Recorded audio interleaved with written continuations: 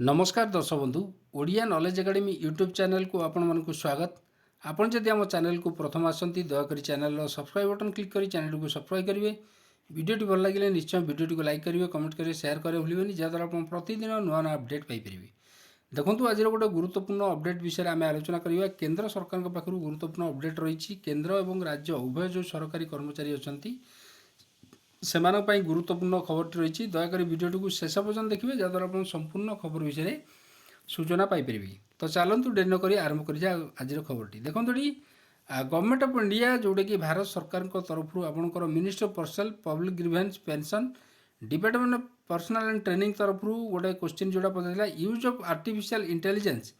To the central government ministry and department जो artificial intelligence व्यवहार को नहीं गोटे गुरुत्वपूर्ण प्रश्न रही से विषय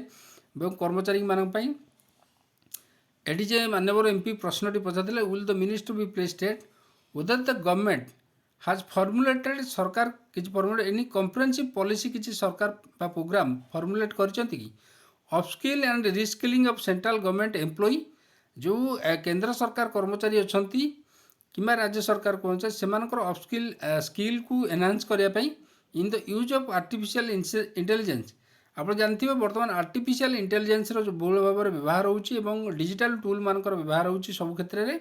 एवं आगामी जो पीढ़ी जो मैंने आगामी जो भविष्य आमर एआई उपर संपूर्ण डिपेंडेंट डिजिटल टूल रहा पब्लिक एडमिनिस्ट्रेशन आउ गवर्नेंस तार कौन व्यवहार रोची if so the detail such initiative including ministry department cover under the nature of training imparted whether any timeline and measurable outcome have been fixed to integrate AI tool in the decision making, service delivery and grievance redressal जो अभियोग गुड़ाक रोची ताकू redressal करने एवं कर्मचारी मानकर upskill करने जहाँद्वारा कि governance क्षेत्र में तार व्यवहार कर सब कम गुड़ा सुरखुर रही the step taken to be taken by the government to ensure ethical use and data protection transparency accountability of development of AI by the government official सरकारी कर्मचारी मानकर अकाउंटेबिलिटी डेवलपमेंट देखो ये उत्तर थिला प्रश्नर उत्तर गुरुत्वपूर्ण उत्तर रही। मिनिस्टर ऑफ स्टेट जी अच्छा Jitendra Singh prime minister office तरफ उत्तर जाता ए टू डी पर्यंत उत्तर थिला recognise the need of upskill of government employee government बा सरकारी कर्मचारी मानकर जो अपस्किल करने से स्किल एनहांस करने इन आर्टिफिशियल इंटेलिजेंस रहा ताकू व्यवहार केमती करें एमर्जिंग टेक्नोलॉजी जो रहा high priority has been accorded to the building civil services capacity in AI and to empower public workforce with skill and knowledge in the field. देखो at the present जो रहा आईजीओटी कर्मयोगी प्लेटफॉर्म रे which has over 1.5 crore government employee onboarded from across all ministry department organisation of the government of India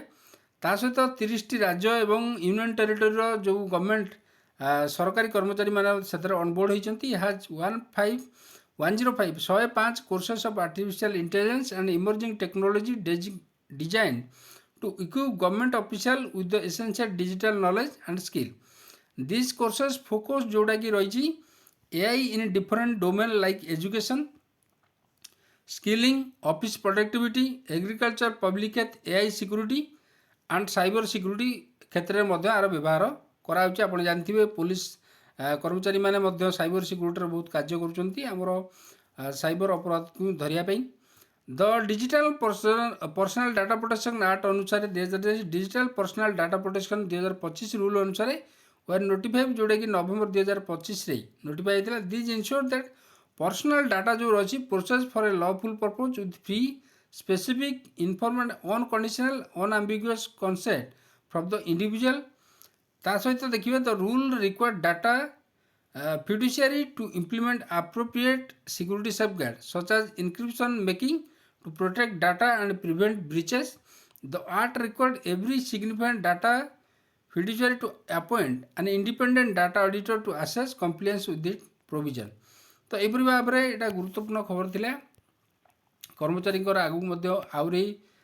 digital साक्षरता बढ़े कर्मचारी upskill करेंगे से skill करने क्षेत्र में कहीं आगामी दिन में समस्त सरकारी क्षेत्र में एआई टूल व्यवहार कर समस्त सरकारी कर्मचारी ए विषय प्रशिक्षण पाइबे। ताजा थिला गुरुत्वपूर्ण खबरटी जदि खबरटी आपको भल लगे दयाकोरी निश्चय चैनल को सब्सक्राइब करेंगे वीडियो को लाइक करेंगे कमेंट करेंगे शेयर करेंगे भूलें। धन्यवाद।